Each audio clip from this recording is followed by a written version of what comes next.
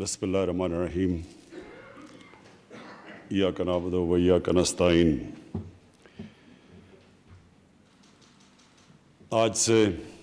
35 سال پہلے میں نے فیصلہ کیا شوکت ہارم کینسر ہاسپٹل بنانے کا، اور وہ کیوں فیصلہ کیا کہ اپنے گھر میں کینسر کی تکلیف دیکھی اور پھر دیکھا کہ کینسر کا کتنا مہنگا علاج ہے، اور پھر یہ دیکھا کہ پاکستان میں کوئی اسپیشلائز کینسر ہاسپٹل بھی نہیں، اور یہ ریئلائز کیا کہ ایک عام آدمی اگر ہاسپٹل ہوتا بھی تو اس کے پاس کبھی اتنا پیسہ نہیں ہونا تھا کینسر کا مہنگا علاج کروانے کے لیے۔ تو یہ وجہ تھی کہ پوری اگلے 10 سال میں نے اسٹرگل کی ہاسپٹل کھولنے کی، اور ہاسپٹل کھولنے کا مقصد کہ ایک ایسا ہاسپٹل ہو جس گھر میں کینسر کی تکلیف ہو وہ اس ہاسپٹل میں جا سکیں اور ان کو یہ فکر نہ ہو کہ ہمارے پاس کینسر کے مہنگے علاج کے پیسے نہیں ہیں۔ تو یہ وجہ تھی، اور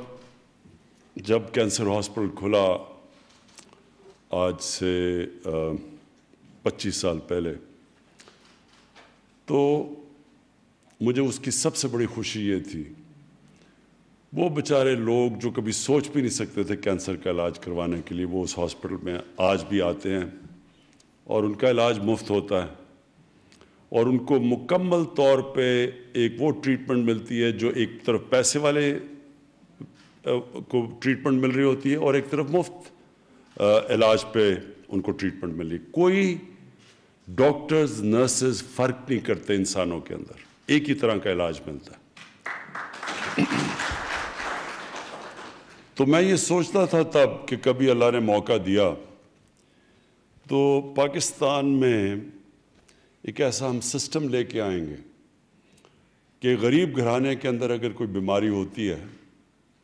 اور ان کے پاس پیسے نہیں ہوتے تو ان کو پھر یہ فکر نہیں ہونی چاہیے کہ ایک طرف تکلیف ہے کہ گھر میں بیماری ہے اور دوسری طرف پھر اور بے بسی ہے کہ پیسہ ہی نہیں ہے اس بیماری کا علاج کروانے کے لیے۔ تو یہ ہماری تب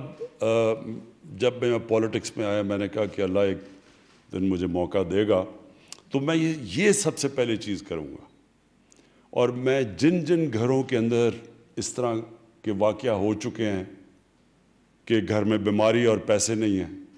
وہ سب جانتے ہیں کہ میں کیا بات کہہ رہا ہوں۔ اس سے بڑی ایک گھر میں بے بسی کا عالم نہیں ہوتا، اور کینسر کے اور جتنا مہنگا علاج ہوتا ہے وہ بیچارے لوگ اپنا سب کچھ بیچ بیٹھتے ہیں، مقروض ہو جاتے ہیں، قرضے چڑھ جاتے ہیں گھر کے اوپر۔ وہ لوگ جو سفید پوش ہوتے ہیں وہ غربت کی لکیر کے نیچے چلے جاتے ہیں علاج کرواتے۔ تو یہ آج جو ہم آزاد جموں اور کشمیر کے لیے لانچ کر رہے ہیں ہیلتھ کارڈ، مجھے آج اس کی بہت خوشی ہے کہ 12 لاکھ خاندانوں کو ایک ہیلتھ انشورنس ملے گی، اور کوئی بھی ان کو کسی بھی کتنے 40 ہسپتال کتنے 350 ہسپتال ہوں گے پرائیویٹ اور گورنمنٹ کے سارے پاکستان میں، کہ وہ جا کے اپنے ہیلتھ کارڈ سے کہیں بھی جا کے اپنا علاج کروا سکیں۔ اور یہ بھی مجھے بڑی خوشی ہے، یہ سب سے پہلے پختونخوا میں جب ہماری حکومت تھی پچھلے دور میں تو ادھر سے ہم نے شروع کیا، تب بھی بڑے لوگ کہتے تھے کہ یہ ہو نہیں سکتا، تو پختونخوا نے اب فیصلہ کیا ہے کہ سب مکمل طور پہ ہر پختونخوا کے شہری کو ہیلتھ کارڈ ملے گا، یعنی کہ ہر شہری کے پاس ہیلتھ انشورنس ہوگی۔ پنجاب میں 60 لاکھ خاندانوں کو پنجاب گورنمنٹ اب تک دے چکی ہے ہیلتھ کارڈ، اور ان کی بھی کوشش ہے کہ 2021 کے آخر تک ہر خاندان کے پاس ہیلتھ کارڈ ہوگا۔ اور میں یہ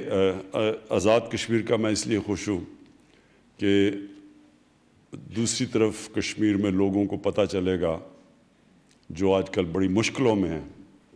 جن کے اوپر ایک فیشسٹ ایک وہ حکومت جو سب سے زیادہ ظالم حکومت ہے مسلمانوں کے لیے اور کشمیریوں کے لیے، ان کو ایک پیغام جائے گا کہ دیکھیں ہم اپنے لوگوں کو کیسے رکھتے ہیں، کہ کس طرح کی ہم سہولت دے رہے ہیں. اور یہ آپ کو حیرت ہوگی کہ وہ ملک جو بڑے امیر ملک ہیں، ڈیولپڈ نیشنز جن کو کہتے ہیں، وہاں بھی یونیورسل ہیلتھ کوریج نہیں ہے. جو آج ہم پاکستان کرنے جا رہے ہیں وہ ادھر ان ملکوں میں بھی نہیں ہے جن کی پر کیپٹا انکم ہمارے سے بہت زیادہ ہے. تو یہ ایک بڑا ایک جرأت مند فیصلہ تھا ہماری حکومت کا کہ اتنا بڑا قدم اٹھانے کو، کہ ایک طرف قرضے چڑھے ہوئے ہیں ملک کے اوپر اور ابھی ہمارے پاس وہ وسائل نہیں ہیں، لیکن اس کے باوجود ہم نے فیصلہ کیا کہ ہم سب سے پہلے جو بنیادی ضروریات ہیں ہمارے لوگوں کی وہ پوری کریں گے. اور جب میں مدینہ کی ریاست کی بات کرتا ہوں تو یہ ہم نے یہ کدھر سے لیا، یہ سوچ کدھر سے آئی؟ یہ نبی صلی اللہ علیہ وسلم سے سوچ آئی. جب انہوں نے مدینہ کی ریاست گئے تو وہاں بھی بہت برے حالات تھے، ان کے پاس اچھے وسائل، ان کے پاس وسائل نہیں تھے اس وقت، لیکن تب انہوں نے فیصلہ کیا کہ دنیا کی تاریخ کی پہلی فلاحی ریاست قائم کرنے کا. تو لوگ کہتے ہیں کہ جی پہلے پیسے آئیں گے پھر فلاحی ریاست بنے گی. انہوں نے ثابت کیا کہ پہلے فلاحی ریاست بنتی ہے اور پھر پیسہ آتا ہے. یعنی کہ اللہ کی برکت آتی ہے جب آپ ایک دکھی انسانیت یا غریب لوگوں کی جب مدد کرتے ہیں، اوپر والا غریب کی دعا سنتا ہے اور پھر وہ خوشحالی لے کے آتا ہے. اور اگر آج آپ نے دیکھنی ہے خوشحالی، یعنی جو میں نے ساری دنیا میں پھرا ہوں، سب سے خوشحال جگہیں اسکینڈینیوین ملک ہیں. جو اسکینڈینیوین ریپبلک، یہ جو 3 ملک ہیں، ڈنمارک، سویڈن اور ناروے، آپ کو حیران ہوں گے دیکھ کے کہ وہاں کس طرح کی یعنی کیسی ایک فلاحی ریاست کام کرتی ہے. مکمل طور پہ ایک عام آدمی کی بنیادی ضروریات ریاست پوری کرتی ہے، اور وہاں اللہ کی برکت ہے. یعنی خوشحال وہ لوگ ہیں. وسائل پاکستان میں اور دنیا میں بہت زیادہ ہے ان سے، لیکن خوشحالی وہاں زیادہ ہے. اور میرا یہ ایمان ہے کہ اللہ جب دیکھتا ہے کہ ایک معاشرے کے اندر انصاف اور انسانیت ہوتی ہے تو اللہ کی برکت اس معاشرے پہ آتی ہے، وہ خوشحال ہوتے ہیں. اور انشاءاللہ ہماری یہی کوشش ہے کہ جب لوگ کہتے ہیں نا جی کہ میں پہلے کہتے جی ایشین ٹائیگر بنا دوں گا تو پتہ نہیں لاہور کو پیرس بنا دوں گا، ہماری کوشش ہے پاکستان کو فلاحی ریاست بنانے کا. اور جب فلاحی ریاست بنے گی ہم ادھر چلے جائیں گے جو ہمارے فاؤنڈنگ فادرز تھے، جو آبجیکٹیو ریزولوشن تھی پاکستان کی. وہ آج سے جب پاکستان بنا تھا آبجیکٹیو ریزولوشن میں لکھا تھا